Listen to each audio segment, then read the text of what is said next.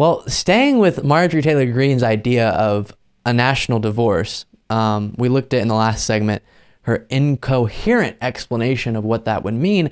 And now we have another interview that she did, this time with Sean Hannity on Fox News. And let me tell you, and if you're watching the full show, which you can get access to the full video version of the show at patreon.com/Beasley, and you just listened to this last Marjorie Greene story, stick around because we're going to go through some of the same things, but it's so wild what she tries to do in this interview. And she seems just, the word that keeps coming to mind, besides bunker and vile and all that, bonkers, is confused. Just completely confused about what a government is structured like, what a national government means, what democracy means, confused about it all.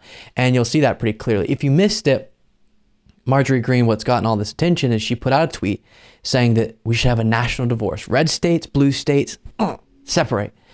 And then has kind of changed, or at least is clarifying what that would mean, which is not at all what a national divorce means, which would be we're still one country, but red states get to do whatever they want and blue states get to do whatever they want. And you'll hear her explain that, or attempt to, I should say, in this interview. When Marjorie Taylor Greene made waves over the holiday weekend with this tweet calling for a national divorce after facing backlash from Democrats and some Republicans. Greene followed up with a detailed thread explaining why she thinks this is a good idea. Greene is saying that a national divorce would empower individual states to form a smaller government, reduce the federal debt, set their own environmental standards, and the Congresswoman has another idea as well, banning people who move from blue states to red states from voting for 5 years so they don't bring their bad politics with them. I actually favor that idea. Anyway, here with more is Marjorie Taylor Greene. You know, I read this and then I read your comments on it. You know, I think most people instinctively want this to be the United States of America. And here's my question. You know, how did you get to this point? I mean, I look at topics, for example, how do you reconcile defund the police and no bail laws with law and order? The National Democratic Party is not standing for those things. Stop saying that. There's local conversations going on, but the president right now, how many times has he repeated, don't defund, fund? And he's known for being more tough on crime, too much. So I think all of us now can agree that his history there was overboard and was bad. But Biden is not the face of defund the police. Come on. How do you reconcile secure borders and wide open borders? How do you reconcile energy independence with... Oh, sorry, I guess I should correct all of them. Borders aren't open.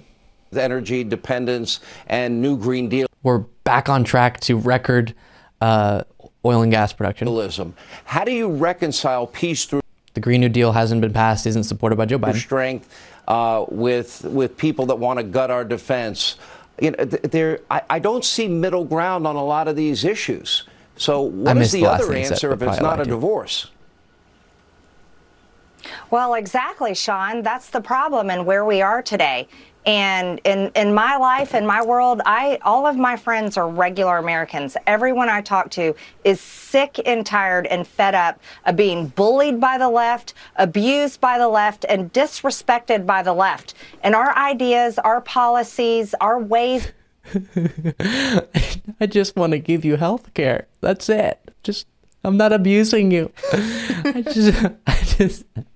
I just don't think you should be treated differently in our criminal justice system based on the color of your skin. I just think that you should be able to join a union and fight for better working conditions. I just think that you should be able to love who you want to love and identify the way you want to identify. I don't want to abuse you, Marjorie. ...of life have become so far apart that it's just coming to that point. And the last thing I ever want to see in America is a civil war. No one wants that. At least everyone I know would never want that. But it's going that direction, and we have to do something about it. We're also a nation, a crumbling nation. We're a nation in distress. Our government is in complete failure. Over $34 trillion. We are on the verge of default, and we have to do something about that.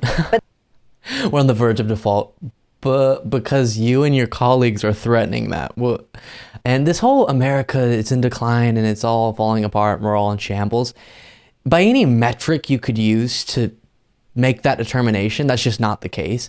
You could have said we were in a bad time, and there's still a lot of problems, of course, as we talk about all the time. But as far as where we compare to historical trends, we're fine.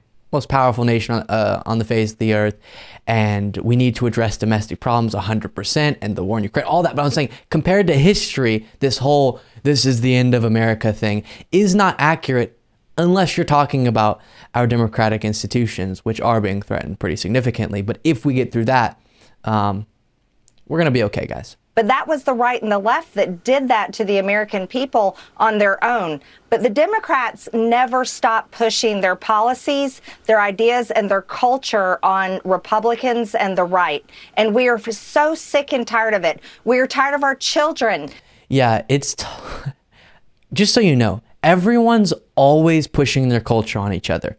Everyone's always trying to say, our views are better, and we want you to believe our views. And if you don't believe that, and you're acting like it's not the right who pushes their views on other people, where do you think the constant demonization and the advocacy for the set of beliefs that tell millions of people they're going to burn eternally because they're a man and they kiss a man?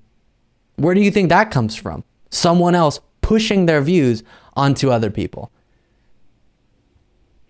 And the views that I'm pushing on you are just, hey, let's treat people, compassionately. Being taught ideas and ideologies in school that we do not want our children taught, like gender lies. We do not want our children having their gender changed or transitioned. We can't even have women's sports and privacy in our bathrooms, and women in prison can't even have spaces.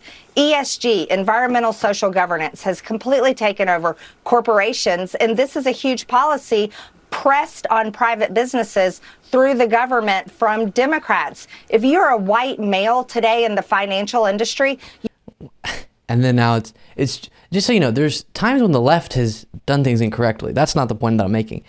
So when she says doing things private businesses, there's instances of Democrats pushing for interactions with private businesses that I wouldn't support, and then some that I absolutely do. But like it's the left who does that and the right doesn't.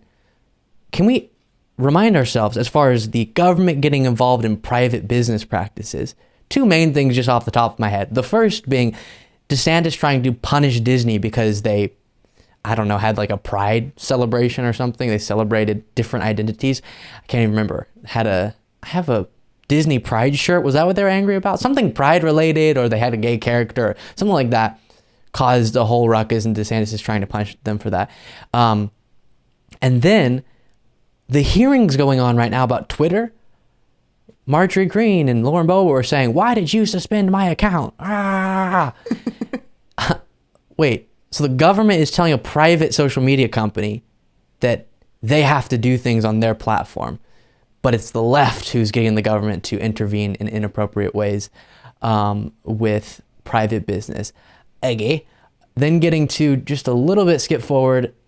Let's see. He asks a follow-up. We'll just catch the follow-up question and then her ending. Any way that America, in spite of our differences, are we at a point where, okay, you either win an election and your side is up to bat, or you lose an election and their agenda gets pushed forward? That's, Sean, breaking news. That's called democracy, sir. That's called having democratic elections. Yeah, you lose. Whoever got elected gets to be the one who was elected. Or do you actually think there will be a growing movement towards this because the divide is so deep? I actually think this is a much bigger movement than most people in Washington even realize. And you can take a look at the tweets that I made just yesterday. The amount of likes and retweets that those tweets got should tell people a lot. And they're just not aware of it yet because they don't talk to regular people. We need a national divorce because Marjorie Greene got a lot of retweets saying that. Come on. You see, this isn't ending our union. This is shrinking the federal government, which we need to stop our spending. Our spending is out of control. We can abolish departments and different parts of our federal government and give states more power and control to conduct their affairs and their laws that fit the people that live in those states. This is more respectful towards all Americans, and it could end the fighting, and hopefully we can respect each other once again. And do you expect it'll happen? Last question. Well, I think it's something that we should work towards because, you know, it's kind of the vision that our founding fathers had for America, and I think it's a great one. It worked in the beginning. We just got it completely out of control. It was the vision. It worked in the beginning. That gets me so mad. Things were great at the beginning of America. But it was the vision of our founding fathers when they created a nation, for that nation to be split in half. Then why didn't, wait, that doesn't make sense. So that's that. I don't know like how to even do more of an intellectual breakdown of why what she's saying is so bonkers, other than, number one, it's provoking a way of thinking that does lead to very dangerous actions. People saying things are so bad that we need to do whatever we can to get away from other people within our country, to the point of a national divorce. Maybe she's saying we shouldn't have a civil war. She's saying there shouldn't be violence. But some people won't agree with that. And they'll agree, they'll like that she's bolstering the claim that we need to split up and move out, and take that to mean, okay, I agree with that. I disagree with her process. And so my process is going to be more violent and more threatening.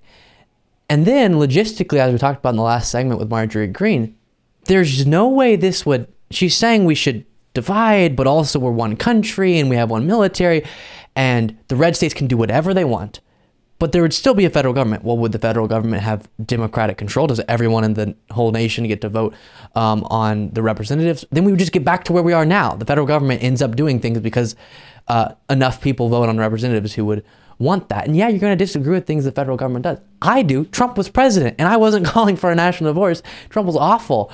And the president, and still, we were able to still just come back around the next election and defeat him.